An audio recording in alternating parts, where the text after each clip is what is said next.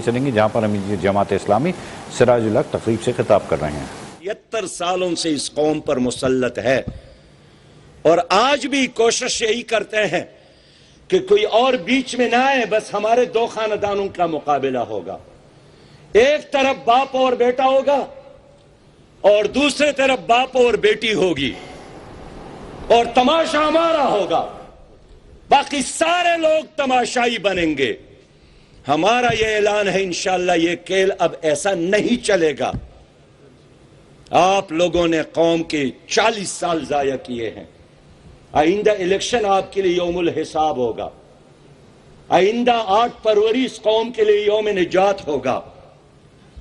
لوگوں،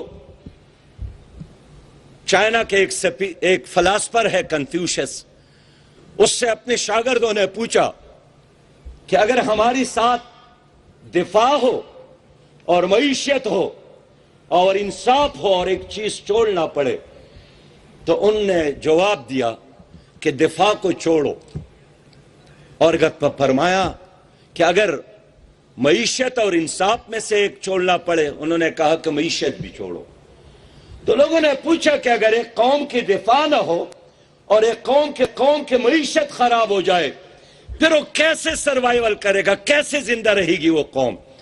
انہوں نے کہا کہ اگر کسی قوم میں انصاف ہے تو معیشت کو بھی ٹھیک کر سکتی ہے اور دفاع بھی ٹھیک کر سکتے ہیں، لیکن بنیادی چیز انصاف ہے۔ آج میرے ملک میں معیشت بھی خراب، سیکیورٹی بھی تباہ حال، اور جو آخری چیز ہے وہ انصاف بھی نہیں ہے۔ حضرت علی رضی اللہ تعالیٰ عنہ نے فرمایا تھا کہ الملک یبقى مع الکفر ولا یبقى مع الظلم۔ ایک ملک کفر کے ساتھ تو چل سکتا ہے لیکن ظلم کے ساتھ نہیں چل سکتا۔ آج اس ملک میں ظلم ہے۔ ہم نے دیکھا ایک آدمی پر 400 انسانوں کے قتل کے مقدمات تھے۔ راؤ انوار وی آئی پی بن کر آتے تھے اور جج کا سامنا کرنے کے بعد وی کا نشان بھی بناتے تھے۔ اس کے آنے کے لیے وہی دروازہ ہوتا تھا جس پر ججز آتے تھے۔ گزشتہ دنوں جنوبی پنجاب گیا، ایک گھر کے 6 مزدور بلوچستان میں قتل ہو گئے۔ میں نے پوچھا کوئی آیا ہے آپ کے حال پرسی کے لیے؟ غریب لوگ تھے۔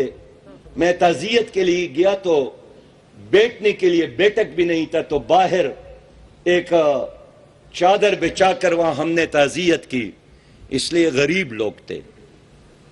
میں کوئٹہ گیا، 11 مزدور ذبح کیے گئے تھے۔ فجر کے وقت جب میں پہنچا -4 درجہ حرارت تھی، ہر طرف سناٹا اور شدید سردی تھی۔ میں سیدھا وہاں گیا جہاں 11 تابوت پڑے تھے۔ میں نے کہا یہ کون لوگ ہیں جو اتنے عرصے سے ان کے وارثین نے ان کے تابوت اور ان کے لاشیں ادھر رکھی ہیں اور کوئی پوچھنے نہیں آتا ہے؟ جب میں نے وہاں جا کر دیکھا تو وہاں جو مائیں بہنیں اور بیٹیاں تھیں، ان کے دوپٹے پٹے پرانے تھے، ان کے جوتے پلاسٹک کے تھے، اور میں سمجھا کہ غریب لوگ ہیں اس لیے کوئی پوچھنے نہیں آتا ہے۔ میں رانی پور گیا سندھ، ایک فاطمہ بیٹی کو ایک پیر صاحب نے رات کے اندھیرے میں قتل کیا، دفنایا اور والد کو فون کیا اور ساتھ دم کی بھی دی کہ کسی کو بتانا نہیں۔ میں جب رانی پور وہاں گیا دیکھا وہ واقعی غریب لوگ تھے۔ میں نے ان سے کہا کہ بھائی یہ جرم کس نے کیا ہے؟ وہ نام بتانے میں بھی وہ خوف محسوس کرتے تھے کہ آپ تو جائیں گے لیکن یہ ظالم لوگ پھر ہمارا پیچھا کریں گے، اور میرے گھر میں اور بیٹیاں بھی ہیں۔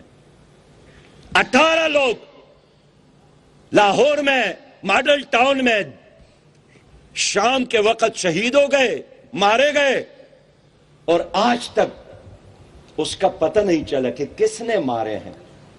اس ملک میں غریب کے لیے انصاف نہیں ہے، اور اگر کہیں عدالت ہے بھی وہاں پہ پیسوں کا مقابلہ ہوتا ہے۔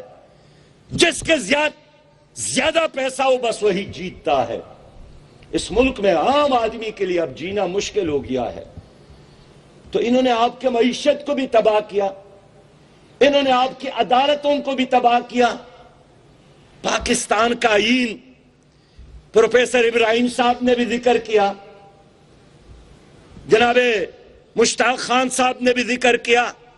کہاں کے آئین؟ اس آئین میں تو لکھا ہے 8 فروری کہ نئے اور قرآن خوبصورت پاکستان کے آغاز کا دن ہوگا. پشاور سے امیر جماعت اسلامی تقریب سے خطاب کر رہے ہیں.